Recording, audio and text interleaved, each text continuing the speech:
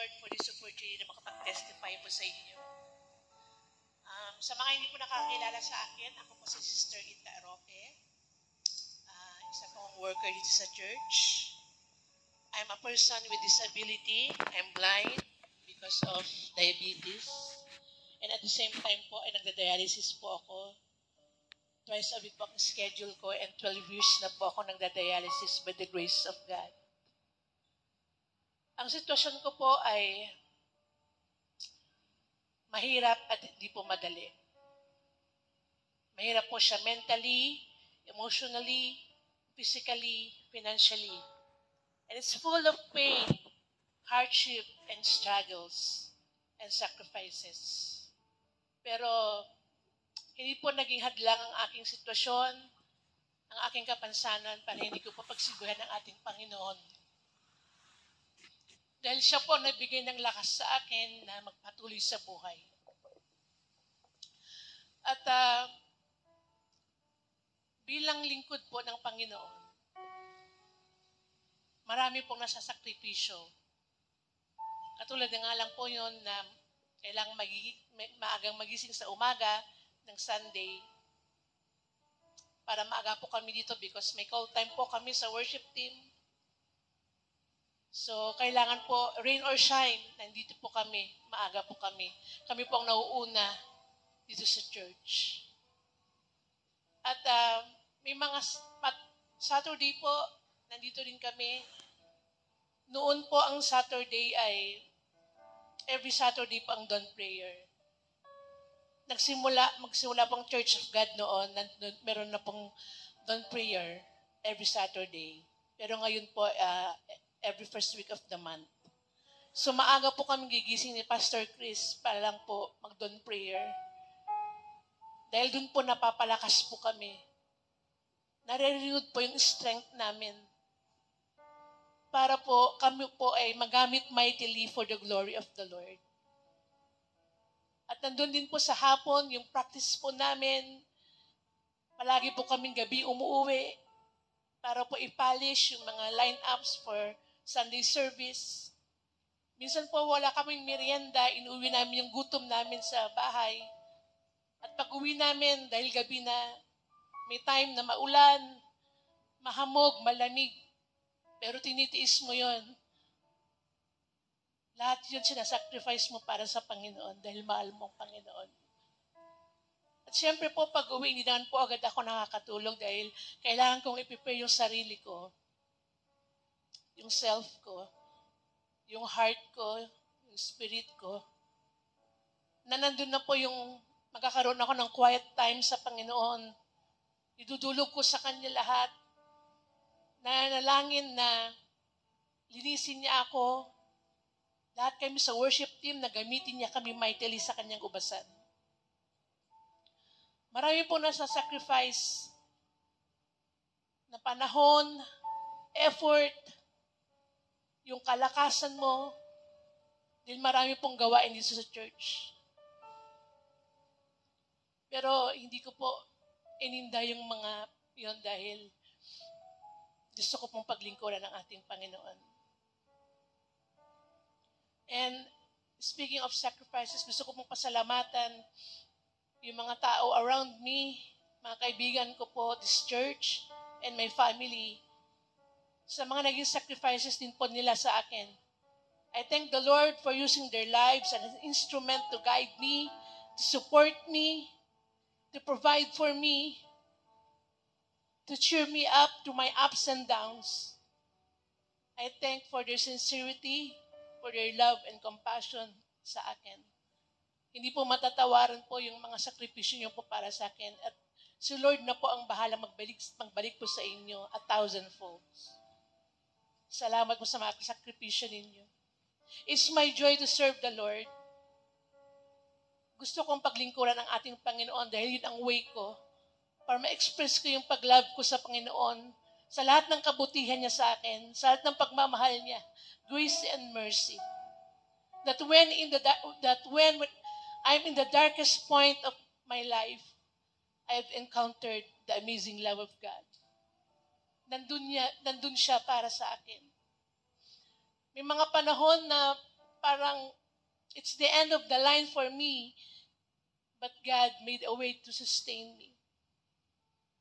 May mga panahon noon na nagsiself-pity ako dahil sabi ko sa Panginoon, Lord, ano na ba itong nangyayari sa akin? Parang wala na akong magagawa, Lord. Nawala lahat yung pangarap, yung career. Wala nang silbi ang buhay ko, Lord. Pero sabi ng Panginoon sa akin, anak, be still and know that I'm God. I'm here. Yang kahinaan mo, yan ang gagamitin ko para maging kalakasan mo. Yang sitwasyon mo, yan ang gagamitin ko para makita ang kapangyarihan ko. Yang kapansanan mo, gagamitin ko para makita yung glory ko. Na hindi mo na mamalayan sa bawat pagtugtog mo ng gitara, sa bawat pag-awit mo ng papurit pagsamba para sa akin. May mga taong lumalaya sa kasalanan.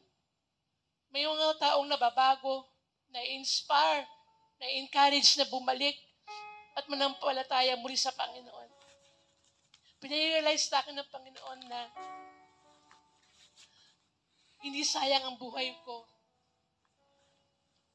na mahalaga ang buhay ko para sa Panginoon.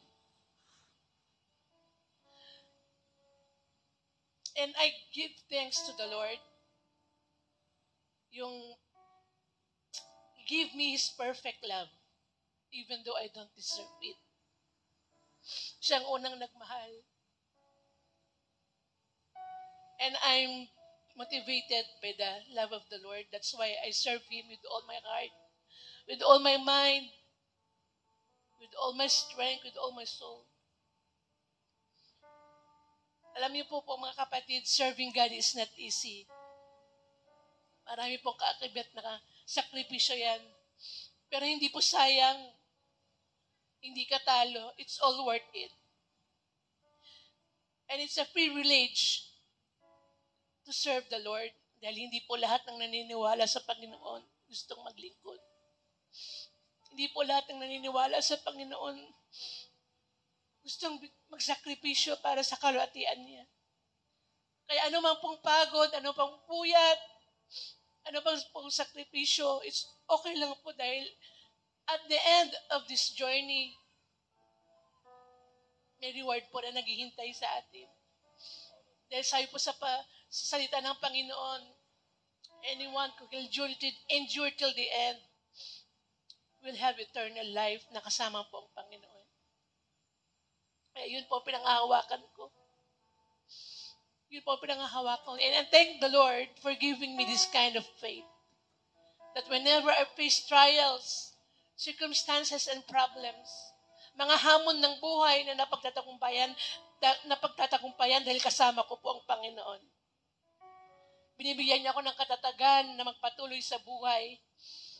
Na kahit may mga panahon na nadadapa ako, patuloy akong binabangon ng Panginoon. At salamat sa Panginoon sa ginagawa niya sa buhay ko. Hindi matatawaran yung buhay na binigay niya sa akin ngayon. And even if my heart is torn, I still praise and serve the Lord in the midst of the storm. Kaya mga kapatid,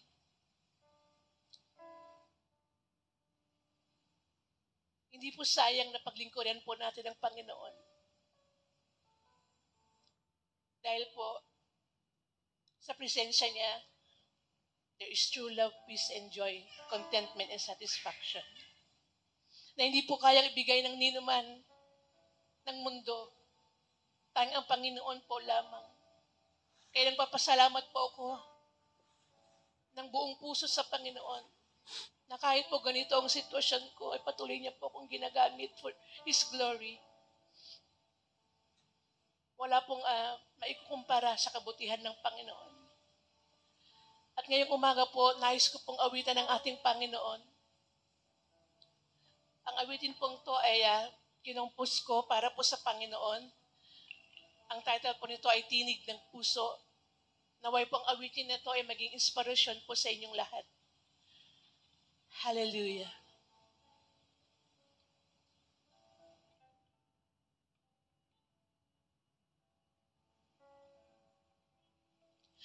Ang puso ko'y inilalapit sa'yo, aking Ama. Dinggin mo ang tinig kong nagsasabi, kailangan kita. Ikaw ang nagbibigay saya sa bawat sandali na ako'y nag-iisa.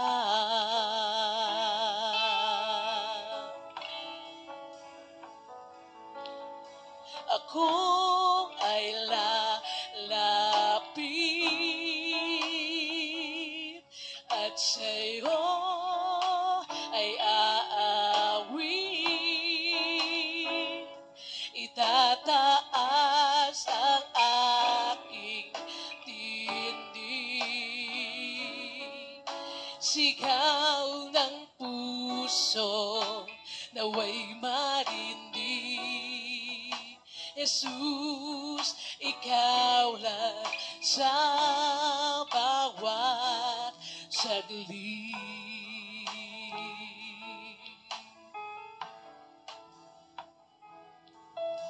Ang buhay ko'y iniaalay sa'yo, aking Ama. Ako'y sumasamba, umaawit, nasa puso ko ay manahan ka. Ikaw ang liwanag at pag-asa sa bawat sandali na ako'y nangangamba.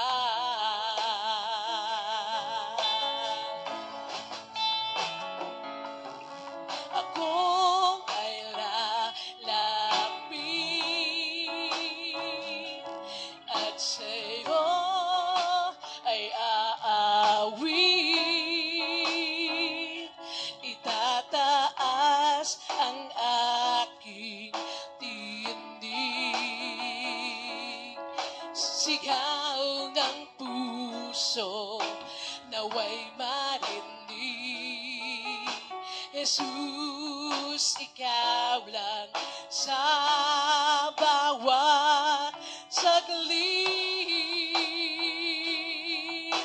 Ako ay lalapit at sa'yo ay aawit. Itataas ang aking tindig, sigaw ng puso naway marinig. Jesus, ikaw lang sa bawat saglit.